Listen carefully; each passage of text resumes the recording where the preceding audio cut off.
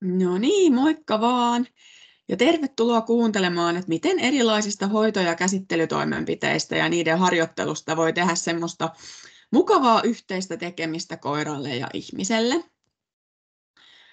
Ja laitetaan täältä jako ensin päälle.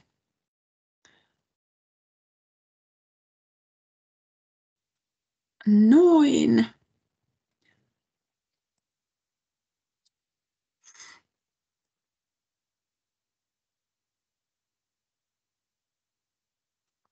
Joskus saadaan vielä diat toimimaan. Noin. Elikkä tämmöinen pieni esittely tähän alkuun. Mä oon tosiaan Anni Saarela, olen koulutukseltani erikoisammattitutkinnon suorittanut eläinten kouluttaja ja olen tosiaan erikoistunut koirien ongelmakäytöksiin ja käytösneuvontaan ja myöskin sitten koirien ruokintaan. Ja ihan päätoimisesti toimin eläinten kouluttajana tällä hetkellä ja Koirapalvelu Balanssi on tosiaan mun oman yrityksen nimi. Olen myöskin yhdistystoiminnassa mukana, eli olen Suomen eläinten kouluttajat ry:n hallituksessa mukana ja sihteerinä tällä hetkellä. Omia koiria meiltä löytyy sileäkarvainen kollie Pontus, joka on nyt 9-vuotias, ja sitten Paseni Duplo, joka on 12 vuotta. Ja tosiaan voisin sanoa, että Pontuksella ja mulla on yhteisenä harrastuksena hoito- ja käsittelytoimenpiteiden ja liittyvien tukitaitojen harjoittelu. Ja ollaan tosiaan useamman vuoden näitä niin kuin harjoiteltu ihan tavoitteellisesti. Ja siinä meillä apuna on ollut tämmöiset Cooperative Care-sertifikaatit. Lisätietoja löytyy tuolta sertifikaattien nettisivuilta ja sitten myöskin tuolta mun firman YouTube-kanavalta ja sitten Facebookista ja Instagramista löytyy nuo mun ja Pontuksen suoritukset. Eli tuo sertifikaattisysteemi on tosiaan semmoinen, että siinä on eri tasoja ja sitten on erilaisia hoitotoimenpiteisiin liittyviä taitoja, jotka pitää videoida ja sitten niin kuin videoinnin avulla tosiaan todistaa se, että on onnistunut koiralleen opettamaan nämä tietyt taidot. Ja sitten kun on hyväksytty video, hyväksytty suoritus, niin siitä saa sitten tuommoisen sertifikaatin. Vähän alkuun ensin ajatuksia siitä, että miksi kannattaa harrastaa hoitotoimenpiteiden harjoittelua. Eli niin kuin sen sijaan, että me vaan tehtäisiin koiralle hoitotoimenpiteitä, niin mitä hyötyä siitä on, että niitä harrastetaan yhdessä. Se harjoittelu edistää hoitotoimenpiteiden pysymistä sujuvina ja miellyttävinä. Eli kun niitä tehdään niin kuin suhteessa paljon niitä semmoisia kivoja harjoituksia, kivoja toistoja, niin sitten vaikka välillä joutuisikin tekemään koiralle jotakin hoitotoimenpiteitä sillä tavalla, että se olisi vaikka kipeä, silloin vaikka korvatulehdus tai tassu on kipeä ja sitten niitä joutuu hoitamaan, niin kun suhteessa on kuitenkin paljon enemmän niitä kivoja kokemuksia, niin se sitten edistää sitä, että ne pysyy semmoisina mukavina juttuina. Ja sitten kaikista paras olisi tietenkin se, että niitä hoito- ja käsittelytoimenpiteissä tarvittavia taitoja harjoiteltaisiin jo etukäteen, eli ennen kuin niitä oikeasti tarvitaan. Ja silloin koira saa siitä itse toimenpiteestä ja siihen liittyvistä välineistä ja tilanteesta jo alun alkaenkin semmoisen positiivisen mielikuvan. Eli sillä on sillä ensivaikutelmalla monesti tosi iso merkitys. Harjoitukset on helppo toteuttaa, eli toisin kuin joku vaikka agility-harrastus, mikä yleensä vaatii sen, että täytyy lähteä erikseen jonnekin koirahallille harjoittelemaan, niin hoito- ja käsittelytoimenpiteisiin liittyvät välineet löytyy yleensä meiltä ihan kotoa jokaiselta. Eli harjoitukset on helppo kotona sitten toteuttaa. Ja ne toimii koiralle kognitiivisena virikkeenä ihan niin kuin mikä tahansa muukin harjoittelu tai vaikka temppujen opettaminen. Ja kun se harjoittelu tehdään omaehtoisuuden kautta, niin se tukee samalla koiran henkistä hyvinvointia ja molemminpuolisen vuorovaikutuksen kehittymistä. Eli koiralle on tärkeää se, että se tuntee tulleensa kuulluksi ja pystyy tosiaan tekemään ehdotuksia ja vaikuttamaan siihen harjoittelun kulkuun. Sitten näihin hoito- ja käsittelytoimenpiteiden harjoitteluun tai niihin liittyvien taitojen harjoitteluun liittyy usein myös erilaisia alustoja ja kohdetyöskentelyä. Ja ne sitten tukee koiran kehonhallinnan ja itseluottamuksen kehittymistä. Eli kun hyödynnetään esimerkiksi tassukohdetta tai kuonokohdetta, niin koira oppii hahmottamaan paremmin, että missä sen kehon rajat on ja sitten erilaisia alustoja hyödynnettäessä oppii sitten, että on turvallista astella esimerkiksi erilaisille korokkeille ja on turvallista vaikka nostettaisiin pöydälle tai astuisi pöydälle, niin se on myös sitten hyvä juttu, ekstra hyötyjä. Toi sana omaehtoisuus saattaa olla ainakin osalle semmoinen vähän vieras termi tai ei ehkä ihan tarkalleen tiedä, että mitä sillä tarkoitetaan, niin sen halusin tässä avata. Eli kun puhutaan, että harjoitellaan omaehtoisuuden kautta, niin silloin niitä harjoituksia tehdään koiran kanssa yhdessä. Eli se tarkoittaa sitä, että siinä on niin kuin vuorovaikutteisuutta molempiin suuntiin. Myös koiralla on mahdollisuus tehdä valintoja, ehdotuksia, vaikuttaa harjoituksen kulkuun. Ja tosiaan kun näin tehdään, niin se vaikuttaa positiivisesti koiran hyvinvointiin ja siihen koiran ja omistajan väliseen luottamussuhteeseen. Koska se on tosi tärkeää, että koiralla on sellainen olo, että sitä ymmärretään ja se tulee kuulluksi. Ja kun harjoitellaan omaehtoisuuden kautta, niin koira oppii olemaan yhteistyöhaluinen, kun sitä käsitellään ja hoidetaan. Jopa vaikka toimenpide itsessään tuntuisi ikävältä.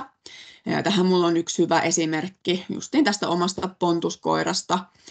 Eli hän joutui tuossa leikkaukseen parisen vuotta sitten ja joutui sitten pitämään pidemmän aikaa semmoista suojakauluria, semmoista kuuppaa päässä, että se ei sitten pääsisi nuolemaan sitä leikkaushaavaa. Ja me oltiin onneksi jonkin verran harjoiteltu sitä kaulurin pukemista, eli Pontus oli ennen sitä leikkausta oppinut asettamaan itse sen kaulurin itselleen päälle, eli pujottamaan pään sieltä kaulurin läpi sillä tavalla, että sen pystyi sille kiinnittämään.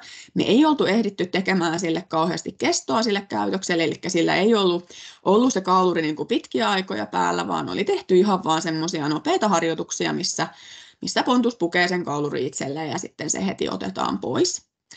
Ja tosiaan nyt sitten yhtäkkiä se joutuikin pitämään sitä ja sitten tosiaan vielä niin kuin pidempiä aikoja, eli ihan niin kuin, aina kun se ei ollut valvottuna, niin joutui sitten olemaan sen kaulurin kanssa. Ja se oli Pontukselle vähän inhottava se kauluri, se niin kuin näki siitä selvästi, että se ei ollut tyytyväinen, kun sillä oli se päällä.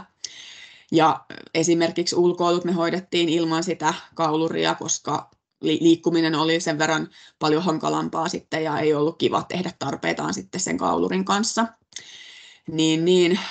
Mutta tosiaan onneksi sitä oli harjoiteltu, koska kertaakaan sitä ei tarvinnut väkisin Pontukselle sitä kauluria laittaa. Se joka ikinen kerta itse oma-aloitteisesti pujotti päänsä sieltä kaulurista läpi, kun se kauluri sille ojennettiin ja tietenkin palkkasin siitä sitten hyvin. Ja tosiaan vaikka se niin kuin varmasti oppi siinä toistojen kautta, että se jää sille aina pidemmäksi aikaa päälle, niin silti joka ikinen kerta se itse teki sen, mikä oli mun mielestä niin kuin tosi hieno juttu. Ja hyvä esimerkki siitä, että kun saa itse tehdä sen valinnan ja kun se on taito, mitä on aikaisemmin harjoiteltu, niin ne tosiaan oikeasti sen valinnan tekee, vaikka se niin kuin ei ole kiva juttu, mitä siitä sitten seuraa. Ja tämmöisen niin kuin cooperative care-ajattelun juuret on alun perin eläintarhaeläinten kouluttamisessa hoitotoimiin, eli ei ole pelkästään siis koirat, jonka kanssa tällaisia harjoituksia voi tehdä, vaan näitä voi tehdä ihan kaikkien eläinten kanssa, joiden kanssa me ollaan tekemisissä. Ja nimenomaan tuolla niin kuin eläintarhassa, kun monesti on isokokoisia eläimiä ja semmoisia, jotka on vaarallisia, että niiden kanssa ei voi mennäkään sinne samalle puolelle aitausta, niin sitten jos niin kuin, tai siis vaihtoehtona ei edes ole se, että tehtäisiin väkisin jotain hoitotoimenpiteitä vaikka tiikerille tai karhulle, niin vaihtoehdot on joko se, että lähdetään kouluttamaan omaehtoisesti niitä hoitotoimia tai sitten jouduttaisiin niin kuin nukuttamaan eläin aina kaikkia pieniäkin tsekkauksia varten, niin onneksi sitten on taitavat kouluttajat hoksanneet, että hei, me voidaan opettaa tämä karhu avaamaan suunsa niin, että me pystytään ainakin pintapuolisesti katsoa, että miltä sen hampaat näyttää. Ja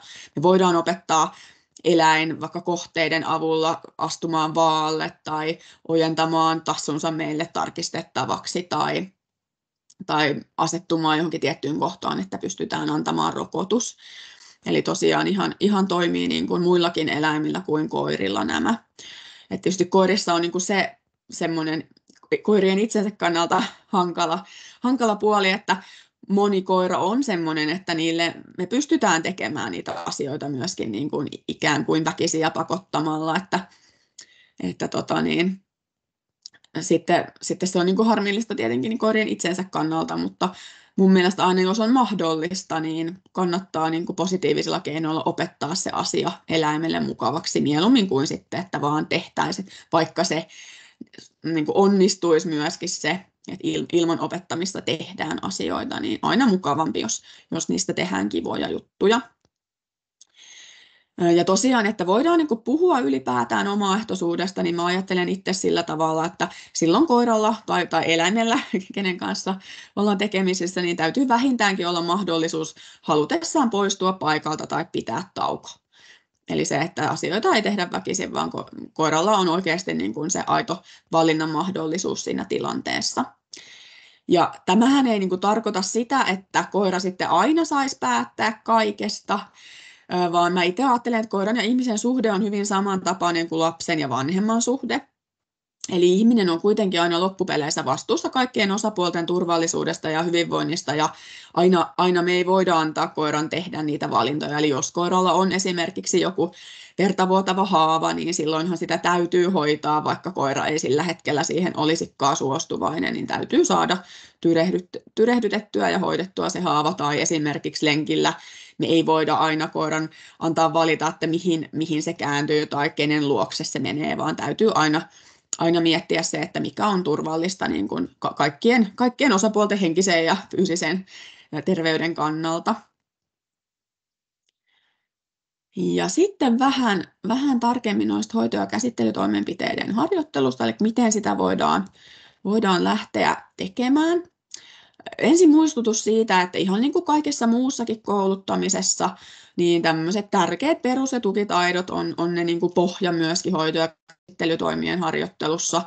Eli palkitsemiseen liittyvät taidot, luopumiseen liittyvät taidot, sitten ympäristöoppi, eli että me tarjotaan koiralle pennusta asti niitä semmoisia positiivisia ja neutraaleja kokemuksia erilaisista paikoista ja ihmisistä, koska osa näistä hoito- ja käsittelytoimenpiteistä on sitten semmoisia, mitä tekee koiralle joku muu kuin me itse, ja niitä tehdään jossain muuallakin kuin kotona. Elekielen tulkinta, ihmiselle tärkeä taito. Et kun me osataan tulkita ja pyritään seuraamaan koiran elekieltä, niin silloin meidän on paljon helpompi määritellä harjoitukselle kulloinkin sopiva vaikeustaso. Eli huomataan, että jos koira alkaa vähän jännittää tai stressata, ja voidaan sitten siinä tilanteessa helpottaa tilannetta.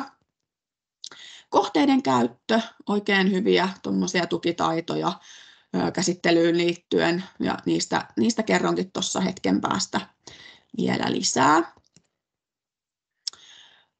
Sitten, miten kannattaa aloittaa? Eli ensin kannattaa opettaa koiralle, että koskettaminen on mukava juttu ja siitä saa palkkioita. Ja tässä kannattaa avuksi ottaa palkkiomerkki. Eli palkkiomerkkihän voi olla esimerkiksi naksutin tai sitten joku lyhyt ja ytimekäs sana. Eli jes, hyvä, hyviä esimerkkejä. Tietysti jos mietitään käsittelytoimenpiteitä, niin monessa tilanteessa me tarvitaan 2 kättä siihen itse käsittelyyn, jolloin sitten tuommoinen suullinen palkkiomerkki on järkevämpi valinta. Mutta tuolla palkkiomerkillä me tosiaan, kun ollaan ensin se opetettu koiralle, niin pystytään sitten täsmällisesti kertoa, että juuri se ihmisen kosketus tai käsittely oli se, mistä se palkkio tulee. Eli samalla kun kosketetaan koiraa, sanotaan palkkiomerkki ja sitten sen jälkeen tulee palkkio.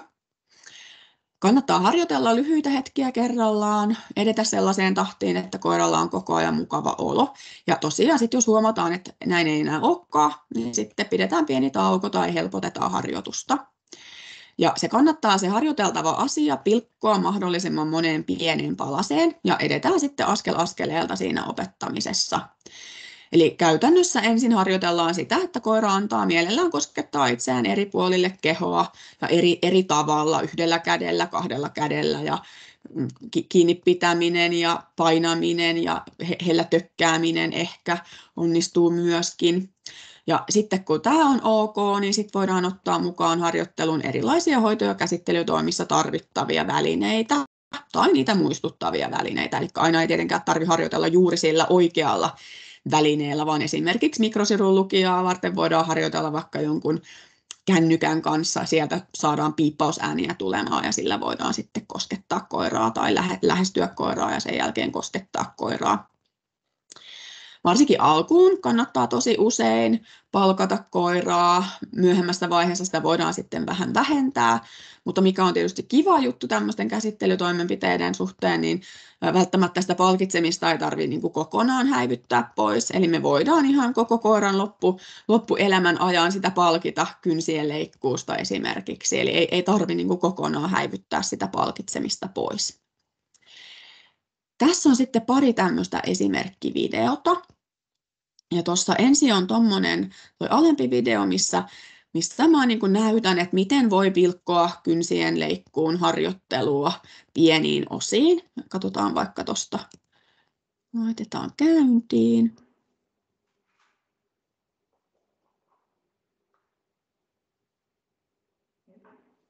Näissä kuuluu nyt aika hiljaa noi mun äänet, mutta jotain kuuluu. Ja käytännössä se on se palkkiomerkki, mikä siellä tulee, eikä juuri muuta ääntä kuulukaan. Ensin palkitaan koiraa siitä, että sitä pystyy koskettamaan tuonne vähän neutraalimmalle alueelle. Eli yleensä joku kylki tai rinta on semmoinen, mihin koira aika mielellään antaa itteensä koskea. Ja sitten pikkuhiljaa viedään sitä kosketusta tuonne lähemmäs koiran tassua. Ja aina tosiaan merkataan ja palkataan se kosketus ja sitten sen jälkeen uusi toisto.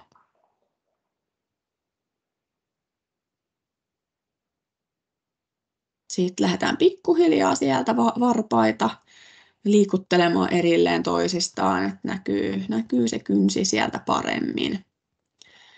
Sitten lähdetään koskettamaan ensin vaan toisella kädellä sinne kynttä.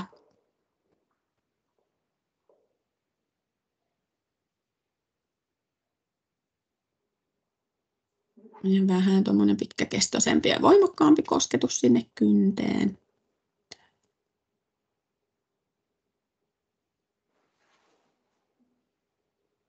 Sitten otetaan vielä kohta sakset mukaan harjoitteluun.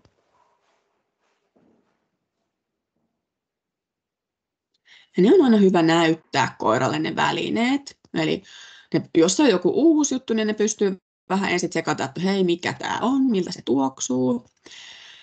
Ja sitten kun se on tuttu asia, niin se on semmoinen niin kuin ennakoiva merkki koiralle, että hei, nyt aiotaan seuraavaksi leikata kynsiä. Ja tuossa vähän näkyykin tuossa videolla, että koira pikkusen siihen reagoi, että ahaa, että kynsisakset, että meinataanko tässä nyt leikata.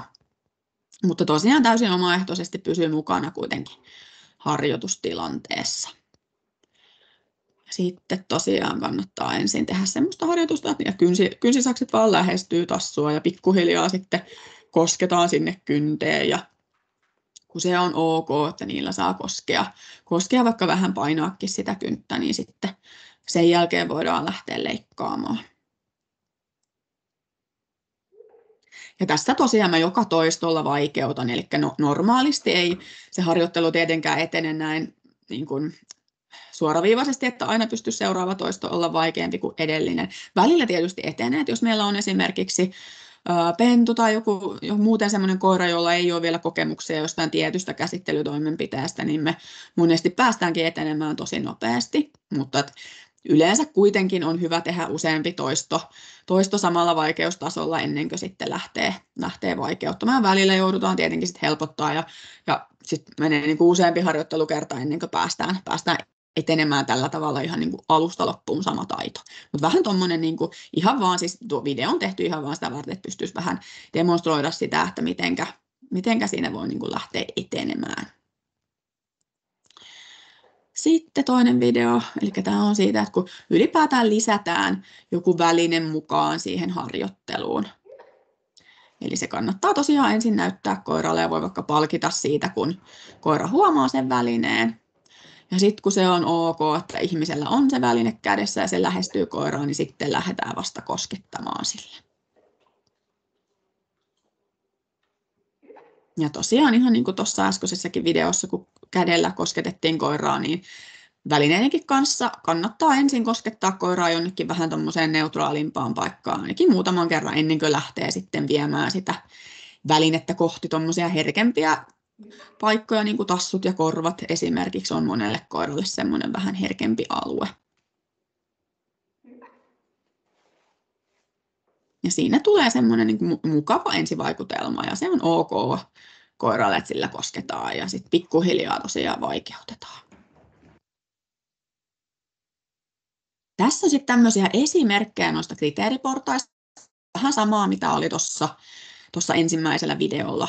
Eli tosiaan nämä on vaan esimerkkejä, eli ei tarkoita niin kuin missään tapauksessa aina pitäisi edetä tällä tavalla, vaan asioita voi tietenkin opettaa monella tavalla ja sitten taas koirasta riippuen joskus voidaan joutua jakamaan kriteerejä vielä niin kuin pienempiin portaisiin, mutta vähän tuommoista osviittaa, että miten esimerkiksi voisi näiden tiettyjen taitojen opettamisessa edetä. Ja aina tosiaan merkitään palkkiomerkillä ja palkitaan koira sitten, kun se antaa tehdä yhden noista portaista. Ja sitten kun se onnistuu hyvin, niin sitten voidaan seuraavaan siirtyä. Pääsääntöisesti useampi toisto, ettei aina joka kerta sitten vaikeuteta. Ja väliin niitä helpompiakin toistoja, tehdäänkin joku helpompi juttu ja sitten siitä saa palkkaa. Sitten vähän noista kohdejutuista, eli tosiaan kohdetyöskentely ja starttinappulakäytökset. Ne on semmoisia, mitä pystytään hyödyntämään vielä sitten tuossa harjoittelussa. Ja tuo starttinappula saattaa myöskin terminä olla semmoinen, että ei ole ehkä kaikille tuttu, että mitä sillä tarkoitetaan. Niin sehän on semmoinen käytös, jolla koira ilmaisee haluavansa aloittaa tai jatkaa harjoittelua. Ja se voi olla esimerkiksi joku tietty asento, se voi olla jonkun kohteen koskettaminen, mitä koira voi koskettaa kuonolla, leualla tai esimerkiksi tassulla. Tai se voi olla myöskin katsekontakti esimerkiksi ihmiseen tai johonkin tiettyyn kohteeseen. Ja voi olla tosiaan joko niin kuin pitkäkestoinen tai sitten semmoinen nopea katse tai nopea kosketus. Ja tuossa nyt niin kuin kuvassa näkyy tuommoinen pitkäkestoinen leukakosketus tuohon turkoosiin pyyhkeeseen, mikä on mun sylissä. Ja se starttinappula voidaan ottaa niin sanotusti lennosta käyttöön, mutta yleensä se opetetaan koiralle ensin erikseen. Eli opetetaan koira esimerkiksi laittamaan leukansa jonkun kohteen päälle ja sitten lähdetään siihen yhdistämään vasta niitä käsittelyjuttuja, kun koira ensin osaa erikseen sen kohdekäytökseen tai starttinappulan ja sitten erikseen niin kuin on tehty niitä käsittelyharjoituksia myös jo. Ja se, mikä tekee sitä käytöksestä starttinappulan, on nimenomaan se, että koira on ymmärtänyt sen syy-yhteyden sen käytöksen ja harjoituksen aloittamisen tai jatkamisen välillä. Eli koira on oppinut, että kun laitan leukani esimerkiksi tuohon pyyhkeen päälle, niin silloin ihminen alkaa tekemään jotain käsittelytoimenpidettä. Ja jos nostan leukani ylös siitä pyyhkeeltä, niin silloin käsittelytoimenpide loppuu tai siihen saa tauon. Eli koira ikään kuin pyytää sillä käytöksellä sen käsittelyn aloitusta. Ja näitä toki voidaan näitä starttinappuloita hyödyntää muissakin tilanteissa kuin käsittelytoimenpiteissä. Mutta erityisen hyödyllisiä nämä on just silloin, jos koiralla on joku ikävä, koira kokee niin kuin erityisen ikäväksi jonkun tietyn käsittelytoimenpiteen, niin sitten kun opetetaan siihen joku starttinappula siihen tilanteeseen, niin koiralle saadaan siinä niin kuin lisää semmoista hallinnan tunnetta, mikä sitten helpottaa sitä harjoittelua ja koira oppii, että hei, mun ei tarvitse esimerkiksi murista tai yrittää näykätä, vaan käsittely loppuu sillä, kun mä irrottaudun tästä leukakosketuksesta tai poistun pois tästä alustalta tai tassukohteelta. Eli tosi semmoinen niin kuin hyödyllinen, erityisesti jos on ollut jotain isompia haasteita, mutta voi hyödyntää ihan kaikkien koirien kanssa. Ja sitten toki näitä kohteita pystyy hyödyntämään myöskin ilman, että niistä on tehty starttinappuloita. Eli se, että me opetetaan koiralle vaikka asettamaan tassunsa johonkin tiettyyn kohtaan tai leukansa ihmisen kädelle, niin se auttaa myöskin sitten vilkasta koiraa pysymään paremmin paikallaan, kun sille tehdään jotain hoito- tai käsittelytoimenpiteitä. Eli sitä ei välttämättä tarvitse tehdä semmoista, että se käsittelytoimenpide loppuisi, jos koira irrottautuu siitä kohteesta, vaan se voi olla vaan semmoinen ekstra temppu siinä, mistä koiraa palkitaan ja samalla sitten tehdään käsittelyjuttuja ja tosiaan saadaan koira sitten kätevästi pysymään paikallaan ilman, että tarvitsee niin kuin pitää fyysisesti paikallaan niiden kohdekäytösten avulla. Sitten tässä on vähän esimerkkejä, että mitä kaikkea meillä on harjoiteltu. Osa näistä videoista on noista sertifikaattisuorituksista ja osa on sitten ihan semmoisia, mitä on muuten vaan videoinut.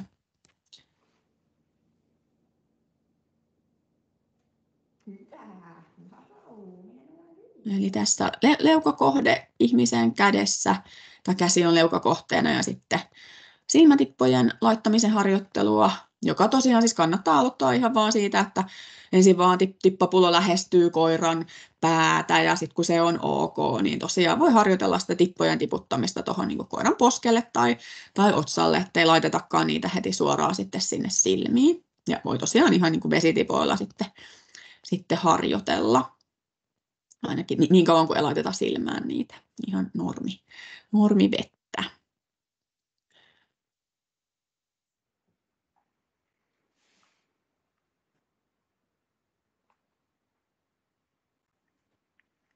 Sitten hampaiden harjaamista. Tässä on tosiaan tämmöinen tilanne, että on ottanut ihan niin kuin lennosta käyttöön starttinappulan. Eli olin harjailemassa hampaita ja sitten oli varmaan liian hidas koiran mielestä, niin se lähti sitten tarjoamaan tuommoista niin kuin ennestään osaamaan käytöstä. Se on siis noutoharjoituksia tehty ja se osaa ottaa asioita suuhunsa, niin lähti sitten tuommoista käytöstä tarjoamaan, että ottaa ikään kuin suuhunsa sen harja ja siitä sitten nappasin starttinappulan tuolle hampaiden harjaamiselle ja sitten stoppinappulana toimii se, että jos koira vetäytyy vähän kauemmas siitä harjasta eikä enää koskekaan sitä suullaan, niin silloin sitten sai tauon. Ja tosiaan se tauko ei siis aina tarvitse olla mikään semmoinen, että pidettäisiin pitkä tauko, vaan niin kuin tässäkin näkyy, niin koira hetken aikaa mietti ja sitten se jo uudestaan tarjosi sitä starttinappulan. Ja voisi ajatella, että tässä harjoituksessa tämä koira nyt ymmärsi, että tämä toimii starttinappulana, koska se sitä tuolla tavalla lähti tarjoamaan. Mutta tosiaan tässä on koira, joka niin kuin ymmärtää starttinappulan periaatteen jo ennestään, niin silloinhan se etenee nopeammin sitten hoksaamaan tuommoisen asian, vaikka onkin sitten vähän eri käytös. Sitten tosiaan leukakohde pyyhkeeseen ja siinä sitten korvien putsausta pystyy kätevästi tekemään.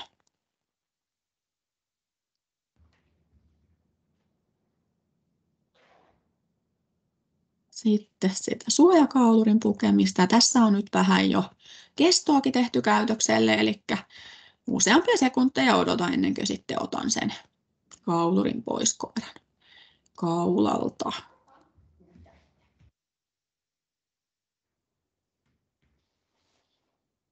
Rokottamisen harjoittelua.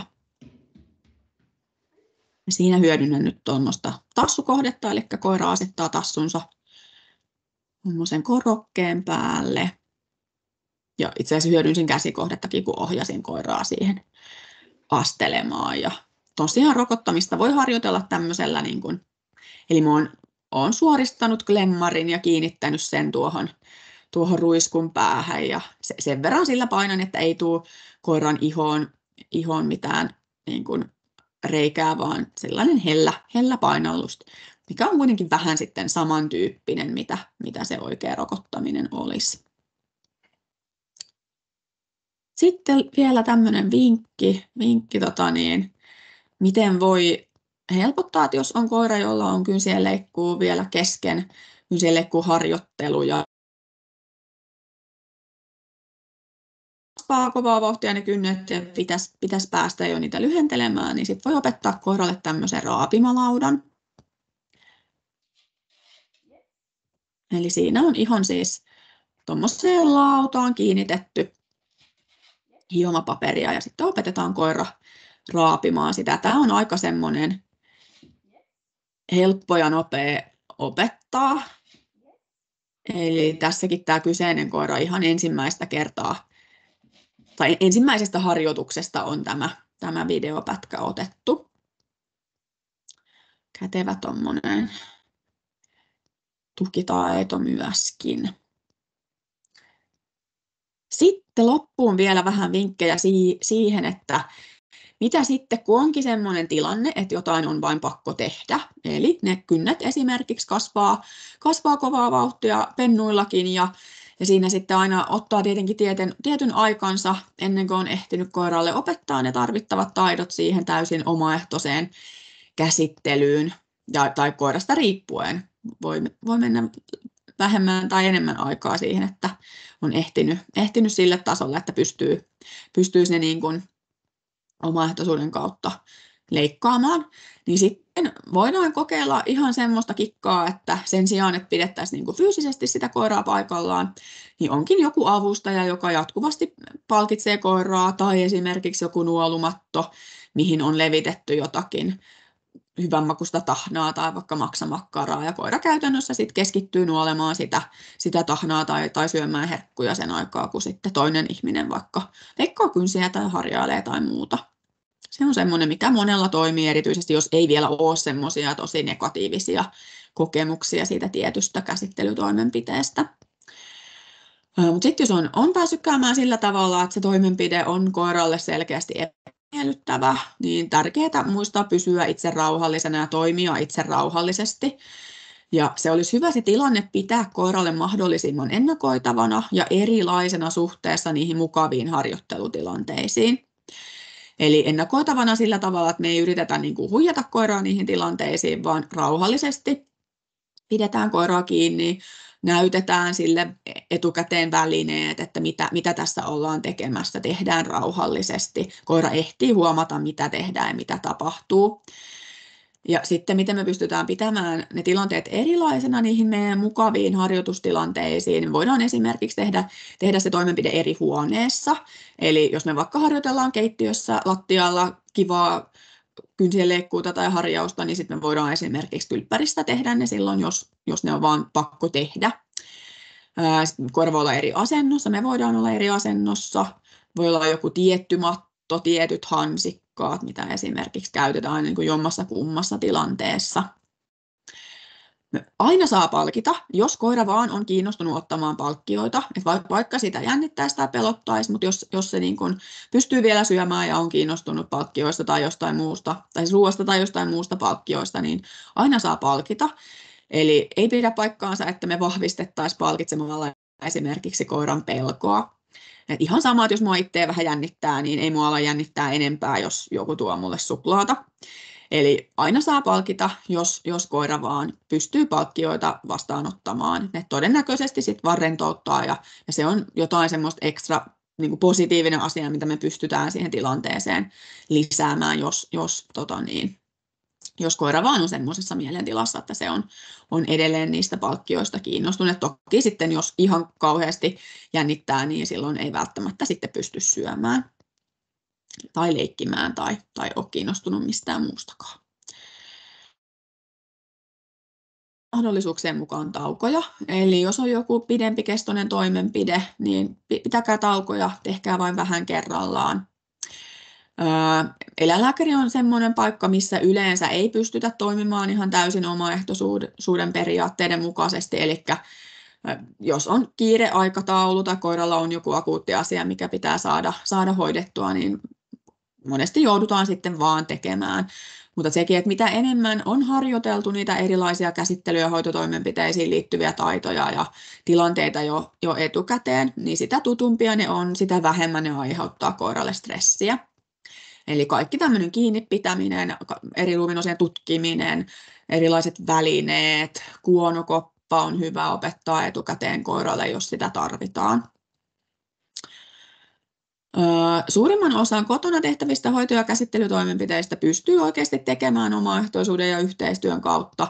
Eli jostain syystä meillä ihmisillä on monesti sellainen ajatus, että kaikki kynnet pitää saada leikattua kerrallaan tai koira harjataan koko koira kerrallaan, mutta sehän niin kuin ei ole välttämätöntä. Eli me pystytään hyvin leikata esimerkiksi vain yksi kynsi kerrallaan, ja jos koira sen jälkeen haluaa jo pitää taukoa, niin me voidaan hyvin pitää taukoa tai vaikka jatkaa sitten seuraavana päivänä sitä kynsien leikkuuta. Ja sama homma tosiaan esimerkiksi harjaamisen kanssa tai hampaiden peseminenkin on sellainen, että se nyt ei ole niin tunnilleen tai päivälleen niin kuin kiinni, että milloin se suoritetaan, että yleensä sit tärkeämpi olisi se, että koiralle jäisi sitä semmoinen mukava muistikuva siitä tilanteesta, kuin niinkään se, että pitäisi sitten vaan pakolla saada kaikki kerrallaan tehdyksi.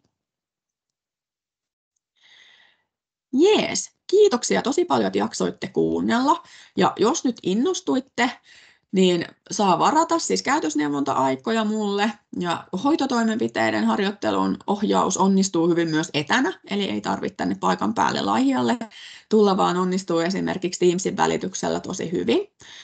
Ja tosiaan nyt on saatavilla myöskin tuommoinen pidempi Hoitotoimet hauskaksi luentotallenne, missä sitten käydään läpi vähän vielä tarkemmin ja enemmän näitä asioita, ja myöskin sitten intensiivipaketti, mistä löytyy tiedot tuosta sivun alareunasta. Ja yhteystiedot löytyy myöskin sieltä. Kiitoksia ja moikka!